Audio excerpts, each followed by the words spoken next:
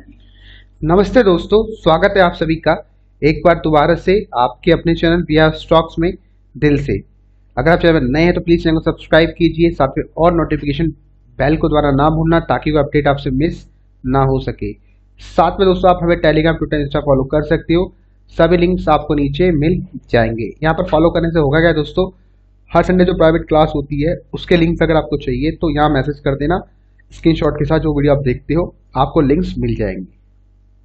तो दोस्तों आज मैं बात करने वाला हूँ 6 रुपये के शेयर के बारे में। और एक हमारे मित्र है इंस्टाग्राम में धीरज जी, उन्होंने ये स्टॉक हमें बताया कि स्टॉक सर अच्छा लग रहा है, तो एक बार इसके ऊपर हम रिव्यू कर लेते हैं। बाकी अगर कोई स्टॉक आपको अच्छा लगता है और आप चाहते हो मेरा रिव्यू स्टॉक के बारे में तो नीचे कमेंट कर देना। मैं डेफिनेटली एक प्रॉपर तरीके से, एक तो फंडामेंटल एनालिसिस, ठीक है, कैसा है कंपनी, और दूसरा है टेक्निकल एनालिसिस, मतलब कहाँ अच्छी एंट्री बन सकती थी और फ्यूचर में कहाँ बनेगी। ठीक है, क्योंकि देखो मैं हमसे एक लाइन बोलता हूँ, आपको स्टॉक मार्केट में स्टॉक को चेज नहीं करना है, वेट करना है राइट अपॉर्चुनिटी का। राइट अपॉर्चुनिटी का मतलब होता है अच्छे प्राइस में एंट्री करो।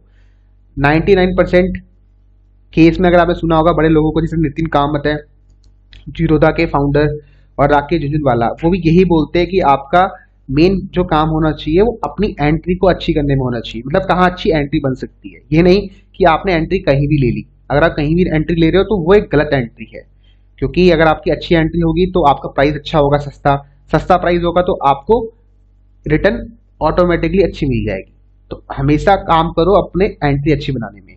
ठीक है, तो दिखाता हूँ आपको इस स्टॉक के बारे में फुल स्टोरी क्या है, और वीडियो को अंत तक देखना, लाइक करना पक्का, और कमेंट करना कि किस स्टॉक के ऊपर इस महीने का आपको अपडेट चाहिए, मैं लेके आ जाऊंगा।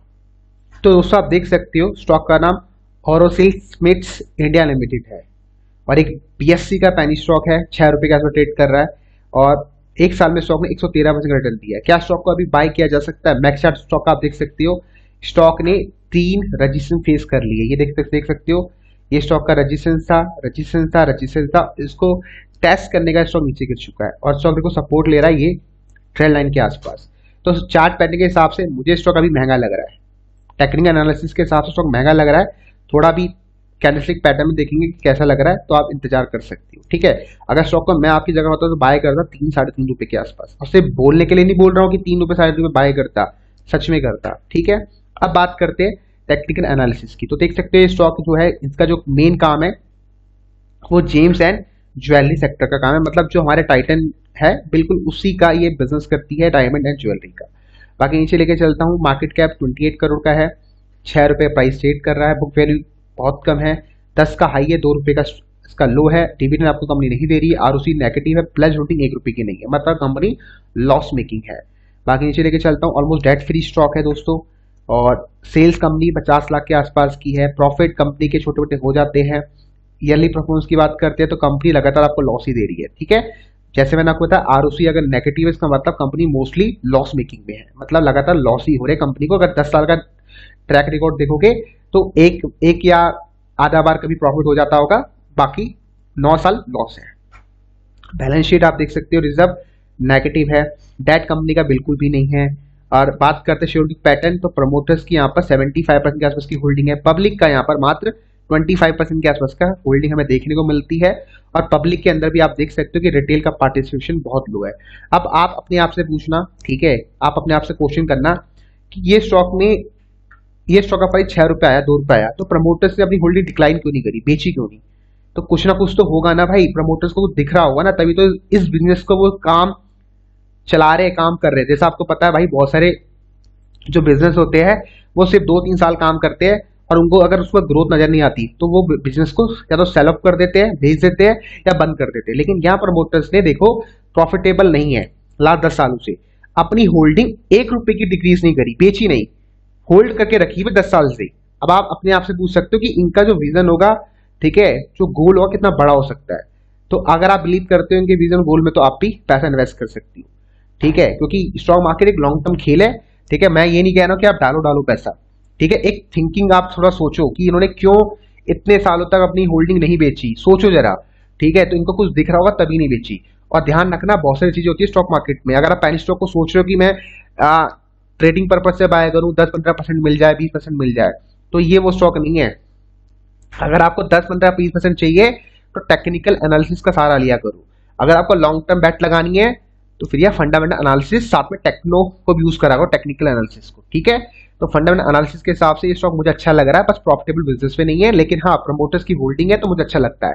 अब यहाँ पर प्रॉफिटेबल बिजनेस में नहीं है तो मैं क्या करूंगा, मैं अब टेक्निकल की तरफ ज्यादा जाऊंगा कि टेक्निकल्स देखूंगा स्टॉक कहाँ सस्ता मिल सकता है, तो टेक्निकल्स के ऊपर अब काम कर लेते हैं। फंडे इसके बहुत बढ़िया है, ठीक है। और यहाँ पर अगर आप देखोगे तो यहाँ पर अच्छी खासी वॉल्यूम पे जाती है। मैं आपको दिखाता हूँ बीएससी में, ठीक है। बीएससी में अगर आप देखोगे इसका जो वॉल्यूम है मैं आपको दिखा देता हूँ, ठीक है। यहाँ देखते हो जीएसएम कैटेगरी का स्टॉक नहीं है बिल्कुल भी, ठीक है, शून्य दिखा रहा है। और बाकी देख सकते हो 2,16,000 शेयर यहाँ पर ट्रेड किए गए थे, सभी के सभी शेयर्स घर लेके गए। अब बात करें चार्ट पैटर्न की, तो दोस्तों आप देख सकते हो चार्ट पैटर्न मैंने खोल दिया है, स्टॉक में अच्छी खासी तेजी आई है, ठीक है, 3 रुपये के प्राइस से। और मंथली कैंडल मैंने खोला हुआ, मंथली कैंडल पे एक अच्छा खासा हरा कैंडल बना हुआ है, एक अच्छा खासा इनसाइड बाय कैंडल बन रहा है। तो मैं यही बोलूंगा अगर आप स्टॉक को बाय करना चाहते हो, ठीक है। नीचे इसका देखो 18 अच्छे से इसने फेस कर लिया है, नीचे इसका डाउनसाइड बहुत कम है अब, ठीक है। अगर आप बाय करना चाहते हो तो 5 रुपये का स्टॉप लॉस लगा लो, ठीक है, 5 रुपये का स्टॉप लॉस लगा लो अगर आप बाय करना चाहते हो, ये आपका स्टॉप लॉस होना चाहिए। तो ये शॉर्ट टर्म ट्रेडिंग हो गया स्टॉक में आपका। बाकी अगर लॉन्ग टर्म के लिए बाय करना है आपको, लॉन्ग टर्म के अगर बाय करना ही करना है तो अगर फ्यूचर में आपको 4-3.5 रुपये प्राइस मिलता है, 4-3.5 रुपये प्राइस मिलता है तो डेफिनेटली बाय करना। 4-3.5 रुपये अगर लॉन्ग टर्म में मिलता है, लॉन्ग टर्म मतलब अगले 1 साल के अंदर ही मिलता है या 6 महीने के बाद ही मिलता है, तो बाय कर लेना 3.5 और 4 रुपये। समझ आ गया? जिनको लॉन्ग टर्म बैट खेलना है 3.5 और 4 सबसे बेस्ट प्राइस है। बाकी जिनको ट्रेडिंग करनी है वो 5 रुपये का स्टॉप लॉस लगाएंगे। एंड अगर ये स्टॉक अपना 7 रुपये 70 पैसे का हाई तोड़ता है तो इसके ऊपर अगर ये ब्रेकआउट करता है तो स्टॉक आपको ऊपर के टारगेट पे दिखा सकता है। ऊपर कितने दिखा सकता है? एटलीस्ट मुझे लगता है ये 9 तक जा सकता है और ये हाई तोड़ेगा।